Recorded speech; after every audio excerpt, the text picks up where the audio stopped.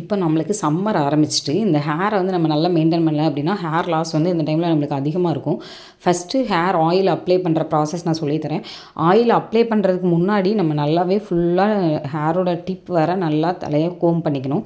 அப்படி பண்ணுறதுனால என்ன அப்படின்னா நம்ம முடி வந்து ரொம்ப உதிருது அப்படின்னு சொல்கிறோம்ல, அந்த முடி உதிர்றதை கம்மி பண்ணலாம். நல்லா ஹேரை கோம் பண்ணிட்டு அதுக்கப்புறம் நம்ம ஆயில் அப்ளை பண்ணணும்.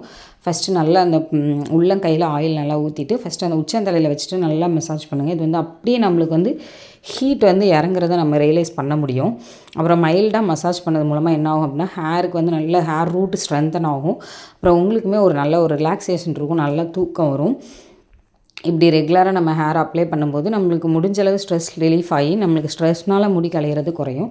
அது போக ரூட்டெல்லாம் நல்லா ஸ்ட்ரென்தன் பண்ணிட்டு ஸ்டிமுலேட் பண்ணும். பிளட் சர்க்குலேஷன், அங்கே ரத்த ஓட்டம் வந்து நல்லா சீராக செயல்படும். அதனால் ஹேர் க்ரோத் இன்னும் உங்களுக்கு அதிகமாகும். இளநீரை வர்றதை தடுக்கலாம். நம்ம வந்து அப்படி என்ன அப்படின்னா கரிசலாங்கண்ணி, கற்றாழை, செம்பருத்தி பூ, செம்பருத்தி இலை, வெந்தயம், கருஞ்சீரகம், பாதாம், இந்த மாதிரி நிறைய இன்க்ரீடியன்ஸ் நம்ம இதில் கலந்துருக்கோம். ரெகுலராக நம்ம ஆயில் அப்ளை பண்ணிட்டே இருக்கும்போது நல்ல ஒரு ரிசல்ட் உங்களுக்கு சீக்கிரமாகவே கிடைக்கும். அதை எதையுமே நம்ம ஃபுல்லாக ரெகுலராக ஃபாலோ பண்ணால் கண்டிப்பாக நீங்கள் வந்து ரிசல்ட் கிடைக்கும். நம்ம கண்டிப்பாக இதுக்கு ஒரு 5 to 10 மினிட்ஸாவது டைம் ஸ்பெண்ட் பண்ணி ஹேர் ஆயில் நல்லா அப்ளை பண்ணணும். அப்புறம் ஆயில் அப்ளை பண்ணுறது நம்மளுக்கு இளநீரை தடுக்கும். ஏன்னா இதில் நம்ம வந்து கரிசலாங்கண்ணி மெயினாக வந்து வேம்பாலம்பட்டை கரிசலாங்கண்ணி போட்டிருக்கோம். இது வந்து என்ன அப்படின்னா இளநீரை வராமல் நம்மளுக்கு வந்து தடுக்கிறதுக்காக பெரிய நெல்லிக்காய், இது எல்லாமே வந்து நம்ம ரெகுலராக ஆயிலில் போட்டுகிட்டே இருக்கும்போது நம்மளுக்கு வந்து இளநீரை, இந்த கிரே ஹேர் அதெல்லாம் வராமல் தடுக்கலாம். சின்ன வயசுலேருந்தே நம்ம போட்டுகிட்டே இருக்கோம் அப்படின்னா நம்மளுக்கு ஃப்யூச்சரில் அந்த கிரே ஹேர் வரதை வந்து நல்லாவே கண்ட்ரோல் பண்ணலாம். கிரே ஹேர், ஒயிட் ஹேர் வரதை கண்ட்ரோல் பண்ணலாம். அப்புறம் ஆயில் அப்ளை பண்ணுறது நம்மளோட ஹேர் ரூட்டுக்கு மட்டும் இல்லாமல் பாடியில் உள்ள ஹீட்டை வந்து நல்லா எக்ஸ்க்ரீட் பண்ண ஹெல்ப் பண்ணும்.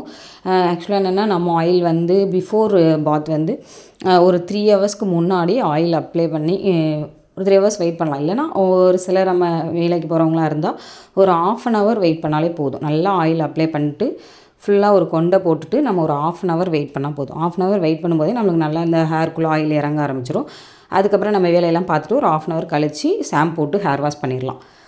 இல்லை நான் இப்போ பண்ணலை, ஸோ வந்து ஹேரை வந்து பின்னி போட்டு கொஞ்சம் லூஸாக பின்னி போடுங்க. எப்போவுமே டைட்டாக நம்ம முடி இழுத்து பண்ணணும்னு இல்லை, முடியை லூஸாக பின்னி போட்டாலே போதும். நம்மளுக்கு நல்லா ஒரு ரிலீஃபாக இருக்கும். Okay, thank you so much.